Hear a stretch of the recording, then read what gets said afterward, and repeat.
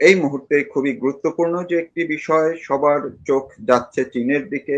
আমরা সবাই জানি যে ভারতের নরেন্দ্র মোদী, রাশিয়ার প্রেসিডেন্ট পুতিন এবং চীনের প্রেসিডেন্ট শির সঙ্গে একটি বৈঠক খুব দ্রুত ঘনিয়ে আসছে।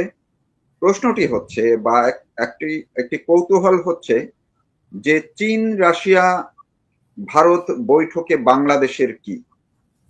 স্বাভাবিকভাবেই আপনারা বুঝতেই পারছেন, বাংলাদেশ যে ভূ রাজনৈতিক দিক থেকে খুবই গুরুত্বপূর্ণ হয়ে উঠেছে, এটি বিভিন্ন সময় আলাপ আলোচনাও হয়। বাংলাদেশের বর্তমান সরকার মাঝে মধ্যেই বাংলাদেশের যেমন সীমানা বাড়িয়ে দেওয়ার হুমকি দেয়, ম্যাপ পাল্টে দেওয়ার হুমকি দেয়। ভারত কিন্তু প্রকাশ্য এটি নিয়ে কথা বলেছে, প্রতিক্রিয়া জানিয়েছে।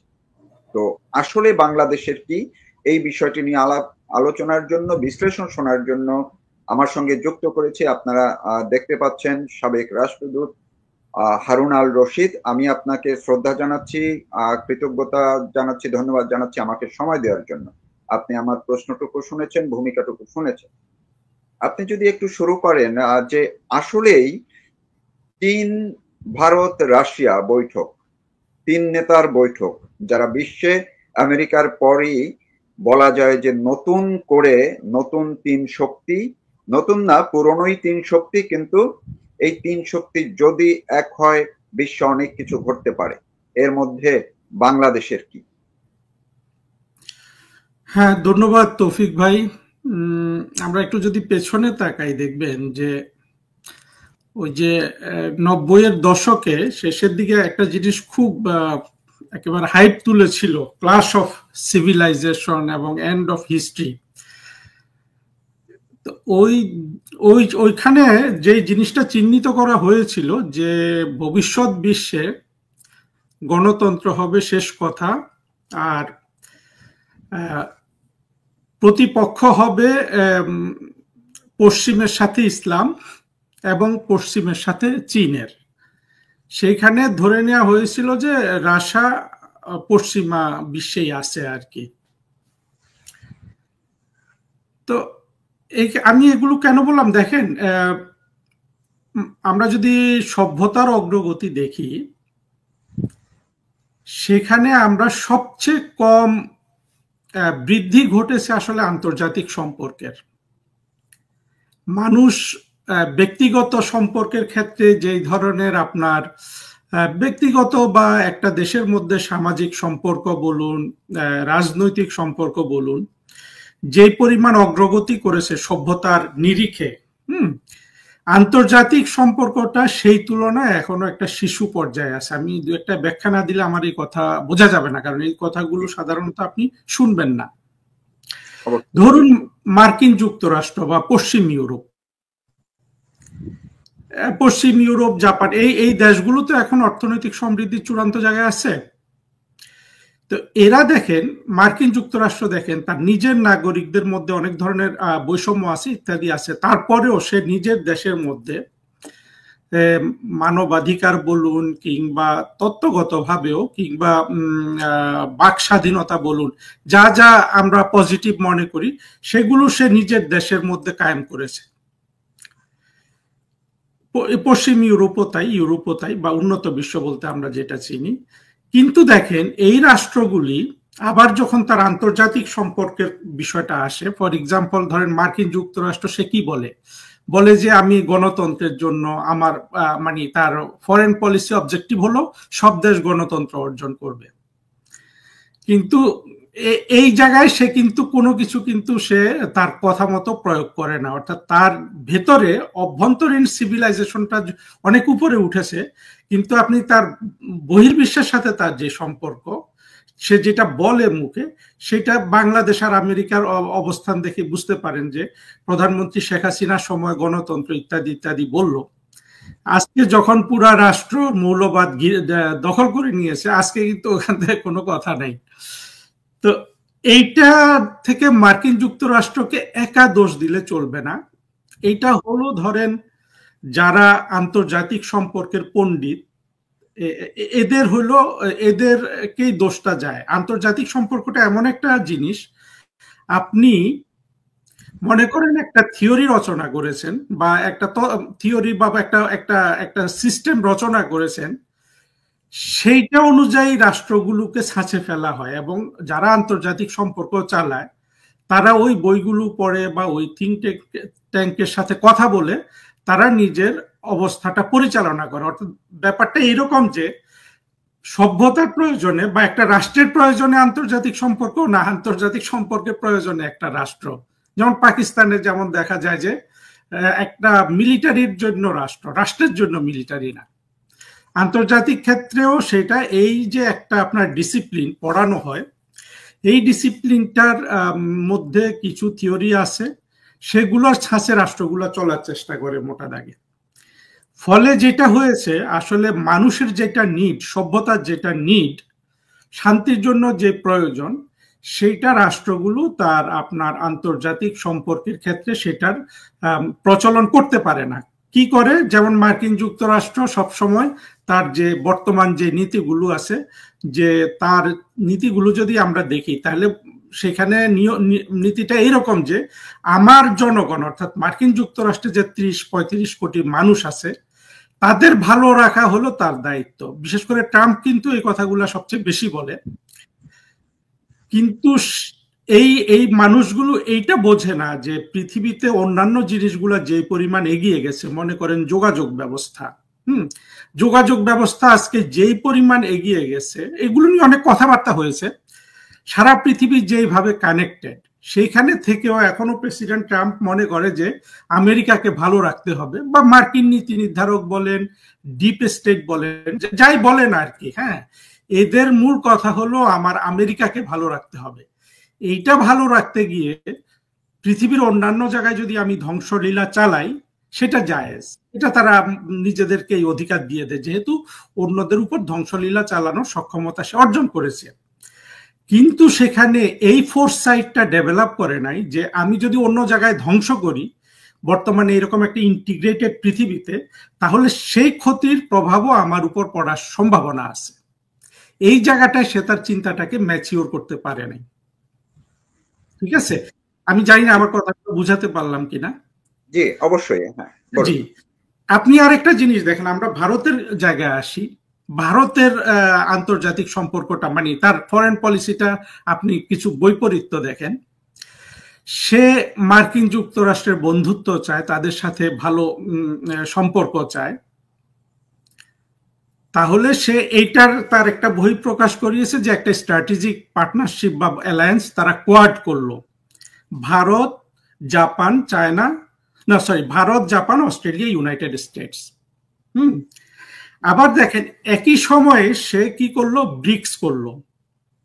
অর্থাৎ এক জায়গায় কোয়াডের মাধ্যমে আমরা দেখি যে ভারত চায় ইউএস এর সাথে সম্পর্ক ভালো করবে, আর আপনার ব্রিক্সে গিয়ে যেখানে সে বুঝিয়ে দিচ্ছে যে সে ইউএস এর সাথে সম্পর্ক খারাপ করবে, অর্থাৎ চীন, রাশিয়া, ব্রাজিল এদের সাথে সম্পর্ক উন্নতি করবে।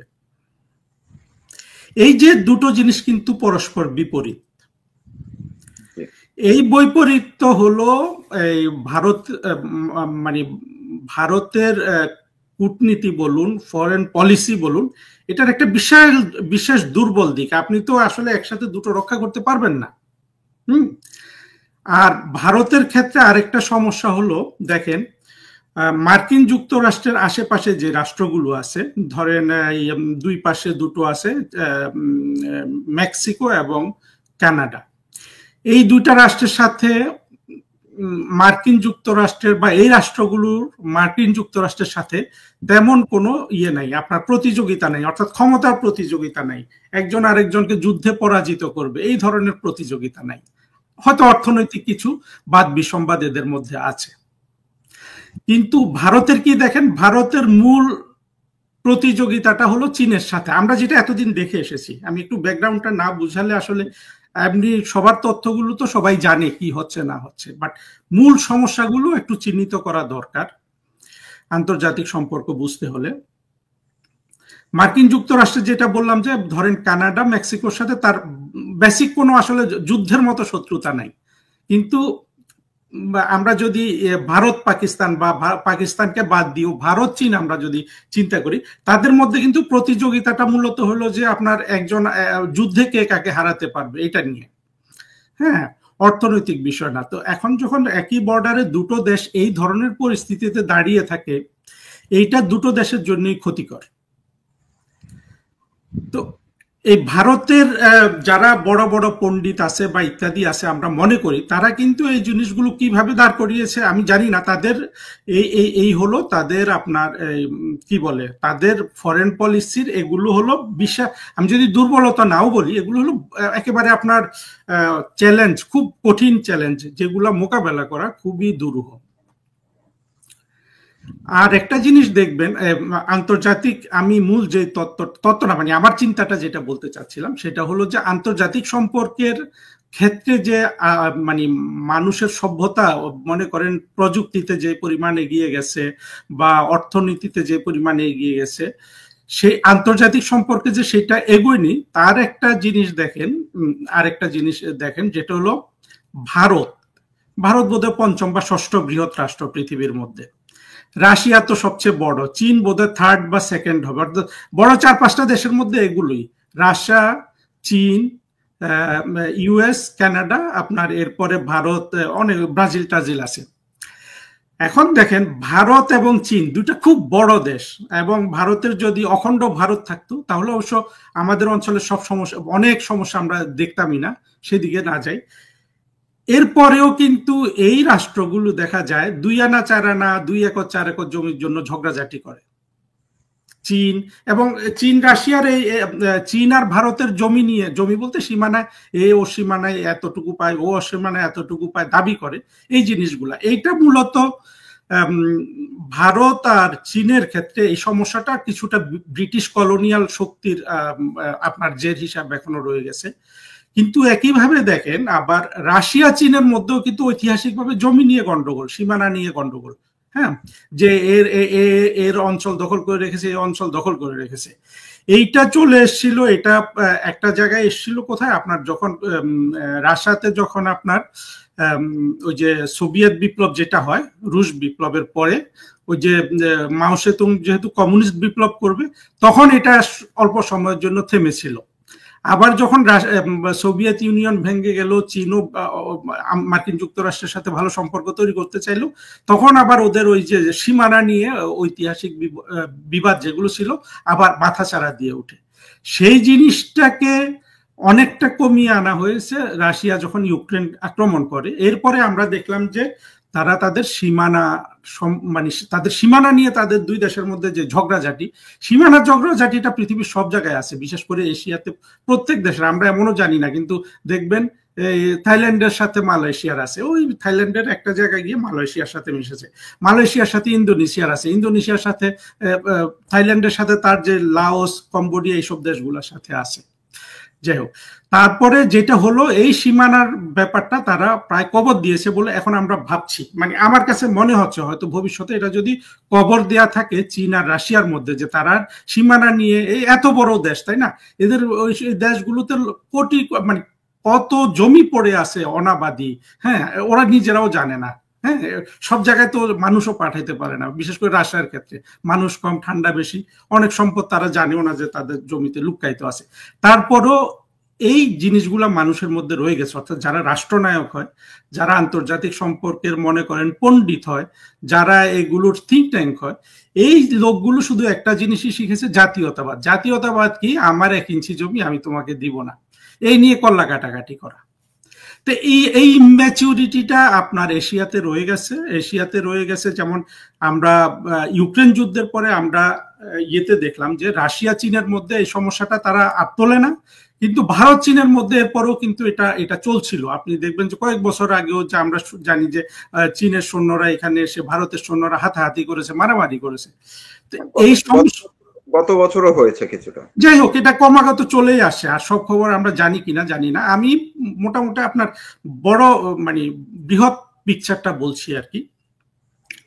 এখন যদি ভারতের সাথে চীনের এই ধরনের কোনো সম্পর্ক ডেভেলপ করে, যে তারা তাদের এই ক্ষুদ্র স্বার্থগুলা, মানে ক্ষুদ্র স্বার্থ না ঠিক, এই ইম্যাচুরিটিটাকে তারা যদি সঠিকভাবে তারা যদি দমন করতে পারে, তাহলে আপনার এই যেটা আপনি বললেন এই যে এই জিনিসটা হতে পারে যে মানে এদের মধ্যে একটা বৃহৎ ঐক্য, যেটা ভারত, চীন, রাশিয়া, এই তিন রাষ্ট্রের মধ্যে এই ঐক্যের ক্ষেত্রে আমার মনে হয় ভারতকে বড় ধরনের একটা হয়তো ডিসিশন নিতে হবে। কারণ চীন তো এই ধরনের বড় শিফট যদি ভারত করতে পারে তার দৃষ্টিভঙ্গির, সেটা চীন আমি বিশ্বাস করি অবশ্যই আপনার খুব সাদরে গ্রহণ করবে।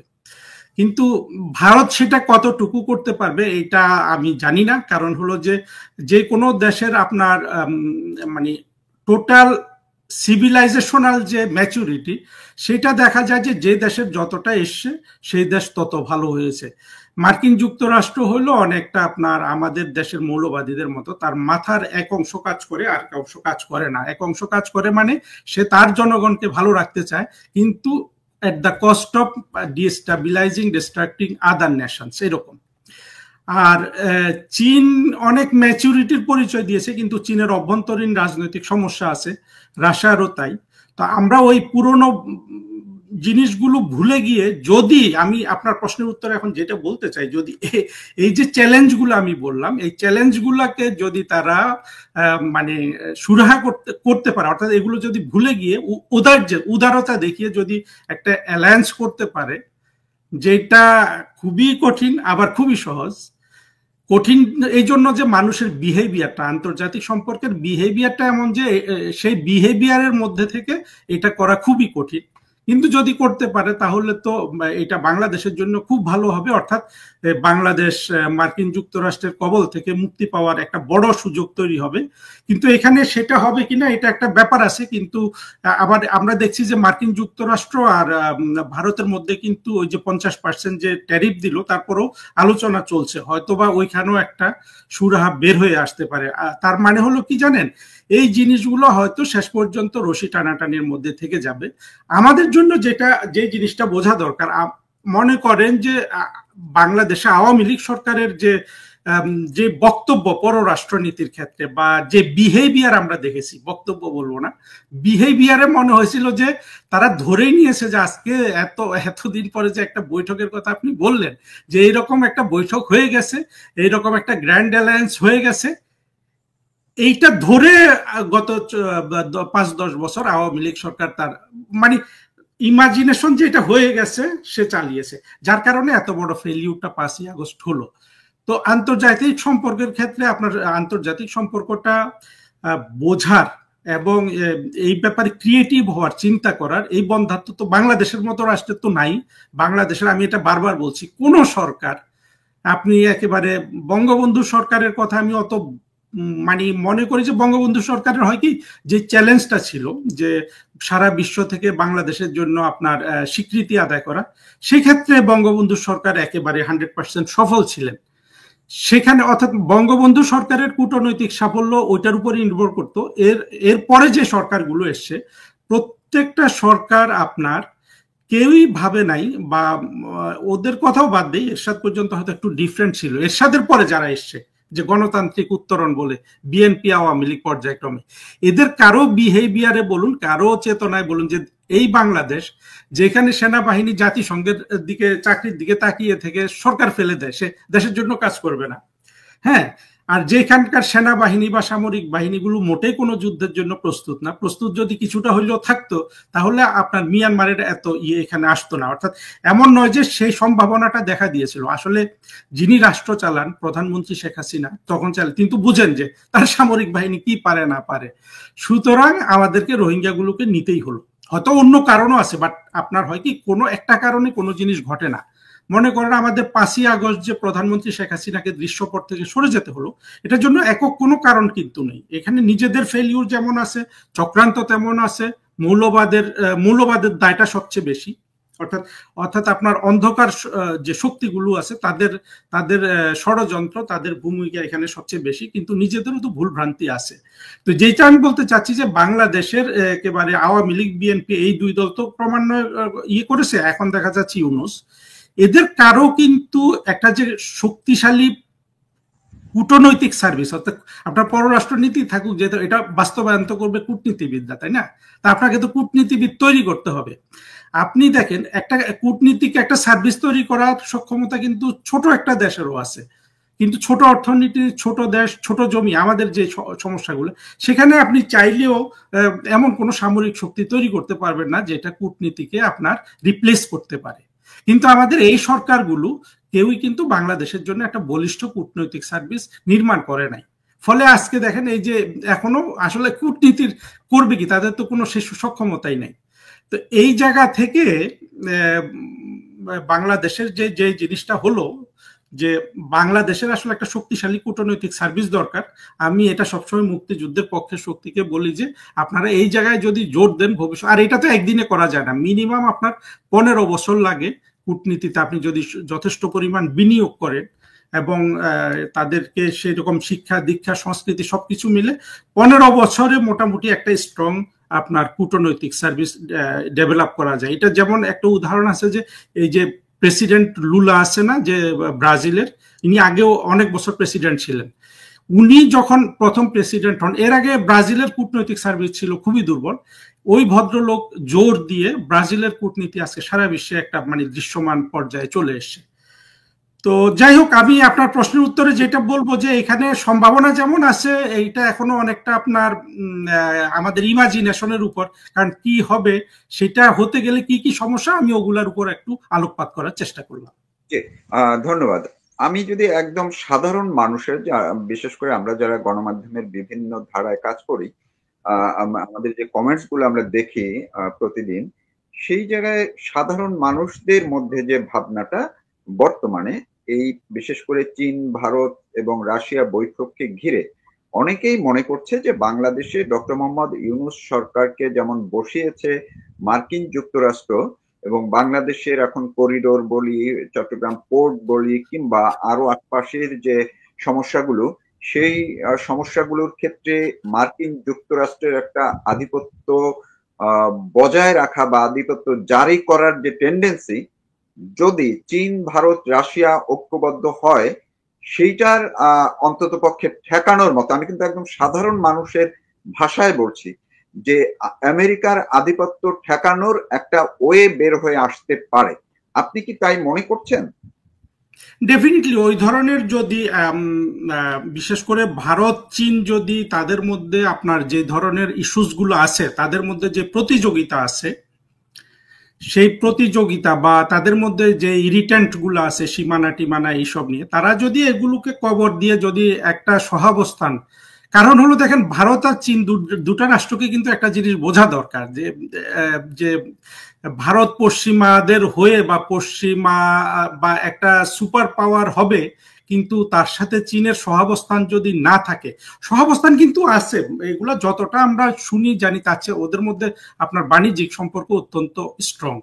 কিন্তু দুটো রাষ্ট্র কিন্তু যদি এক ধরনের আপনার সামরিক প্রতিযোগিতার মানসিকতা নিয়ে চলে, এইটা দুই দেশের জন্যই ক্ষতিকর। চীন যেহেতু একটু অর্থনৈতিকভাবে একটু না অনেকটুকু এগিয়ে, ভারত যেহেতু অর্থনীতিতে অনেকটা পিছিয়ে, এটা ভারতের জন্য অনেক বেশি আপনার স্ট্রেস।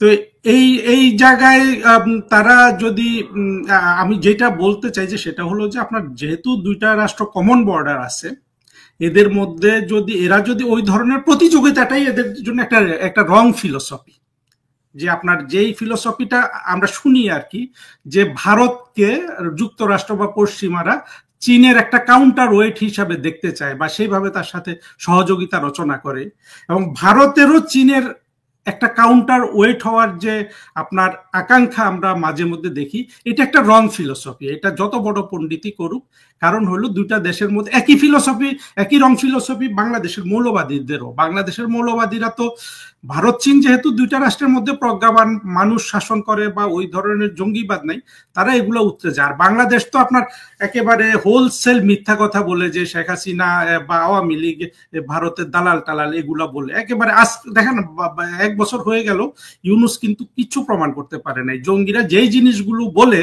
শেখ হাসিনা সরকারের বিরুদ্ধে মানুষের মগজ ধোলাই করেছে, একটা জিনিসও প্রমাণিত হয় নাই, উপরন্তু উল্টো জিনিসগুলো প্রমাণিত হয়েছে, যেটা আমি অনেকবার বলেছি আর রিপিট করতে চাই না। কিন্তু দেখবেন যেই দোষগুলো শেখ হাসিনা সরকারকে দিত, সেই দোষগুলো নিয়ে ইউনুস বসে সেই শয়তানিগুলা করছে, অর্থাৎ ফ্যাসিস্ট ইউনুস, আপনার জঙ্গিবাদের গুরু হয়ে বসে আছে ইউনুস, একদম পশ্চাৎমুখী চিন্তা ভাবনা নিয়ে বসে আছে, মানে ইউনুসের সবকিছু হলো পশ্চাৎমুখী। তো এই অবস্থায় আপনার আমি এইটা হলো ভারত আর বাংলাদেশের মধ্যে, অর্থাৎ একটা এখানে যে সুসম্পর্ক ছাড়া যে বাংলাদেশ এগুতে পারবে না, এইটা ভারত আর চীনের ক্ষেত্রেও সত্য, যে দুই দেশের সুসম্পর্ক ছাড়া চীনের জন্যও চ্যালেঞ্জ, ভারতের জন্যও কিন্তু বেশ বড় চ্যালেঞ্জ। তো এই জায়গায় ম্যাচুরিটি কিন্তু ইন্ডিয়ার পক্ষ থেকে কতটা দেখেছি সে প্রশ্ন আমি রাখছি। কিন্তু কথা হলো যে এরা যদি সত্যিকার এই চ্যালেঞ্জগুলো অতিক্রম করে, ওরা যদি মার্কিন যুক্তরাষ্ট্র যেই ধরনের অন্যায্য কাজগুলো করে সারা বিশ্বে, সেগুলার বিরুদ্ধে তারা যদি একটা ন্যায় বোধ নিয়ে এবং তারা যে ব্রিক্স করেছে সেটাকে যদি তারা সাফল্যের দিকে আনতে চায়, তাদের সেই সক্ষমতা তো আছে। রাশিয়া, ভারত, চীন, এই রাষ্ট্রগুলো আপনার অনেক বড় বড়, এবং এশিয়ার মধ্যে এই তিনটেই রাষ্ট্র সবচেয়ে বড়। তো এদের সব ধরনের সক্ষমতা আছে, শুধু এদের মস্তিষ্কের সক্ষমতাটা নাই যে নিজেরা একটা অ্যালায়েন্স করবে। এখন যেটা দেখা যাচ্ছে, আমি তো প্রাণপণে চাইবো এটা সাকসেসফুল হোক, কিন্তু এর মধ্যে চ্যালেঞ্জ অনেক আর কি। যেমন আমরা এই গত এক বছরে বা এর আগে আপনি এইমাত্র যে কথাগুলো বললেন, যে সবসময় বাংলাদেশের মৌলবাদী শক্তি কিংবা মৌলবাদী ছাড়াও আমরা যদি মধ্যপন্থী যে বিএনপির কথাই বলি, তো বিএনপি তো সবসময় এখনো মাঝে মধ্যে বলে, মাঝে মধ্যে বলে না। ডক্টর ইউনূস তো বলছেনই সবসময় যে বাংলাদেশে ভারত মানে ভারতের সবকিছুই ভারতকে তারা দায়ী করে। বাংলাদেশে কোনো মুক্তিযুদ্ধের প্রশ্নেও কোনো ইস্যু তৈরি হলেই সেটার জন্য ভারতকে তারা দায়ী করে কথায় কথায়। তো ভারত কি সেইভাবে প্রতিক্রিয়া নেই? ওই তাদের বিবৃতি কিংবা প্রেস ব্রিফিং কিংবা নিজেদের সংসদে আলোচনা এছাড়া কি ভারত এখন পর্যন্ত এই উপযুক্ত কোনো, আমি যদি জবাব শব্দটা বলতে চাই, বাংলাদেশের মৌলবাদী শক্তির বিরুদ্ধে কিংবা বাংলাদেশে যারা ভারত বিদ্বেষী আছেন তাদের বিরুদ্ধে কি ওরকম দৃশ্যমান কোনো কিছু এ পর্যন্ত করেছে বা কোনো করার কোনো পর্যায়ে আপনি দেখছেন কিনা? প্রথম করেছে জায়গায় উত্তর একেবারেই না, আমরা কিছুই দেখিনি। এখানে যে জিনিসটা আপনার দেখা উচিত যে ভারত কিন্তু শেখ হাসিনা সরকারের সাথে ভারতের যে সহযোগিতাটা ছিল, সেই সহযোগিতাটাকে আমি ব্যক্তিগতভাবে মনে করি তার চেয়েও বড় সহযোগিতা দরকার ভারতের সাথে বাংলাদেশের আপনার উন্নতির জন্য। কিন্তু বাংলাদেশের একটা অদ্ভুত সোসাইটি তৈরি হয়েছে আপনার, এই যে ভারত ঘৃণা, হিন্দু ঘৃণা যেটা আমি বলি, এইটা কিন্তু আবার বিশ্বের কোনো মুসলমান দেশে পাওয়া যায় না। আমি যতটুকু খবর জানি বা যে কয়টা, আমি 2টা মুসলিম দেশে চাকরি করেছি, একটা মিশর, একটা আপনার মরক্কো, তারপরে আমি আরব দেশগুলা মোটামুটি এদের সম্পর্কে জানি। এই কোন দেশে কিন্তু দেখেন ইসলাম ধর্ম আছে, কিন্তু অন্য ধর্মের মানুষদেরকে এই পরিমাণ ঘৃণা করতে হবে এইটা এই দেশগুলোতে নাই। এটা একেবারে বাংলাদেশের একটা নিজস্ব একটা ঘরে উৎপাদিত একটা মৌলবাদ।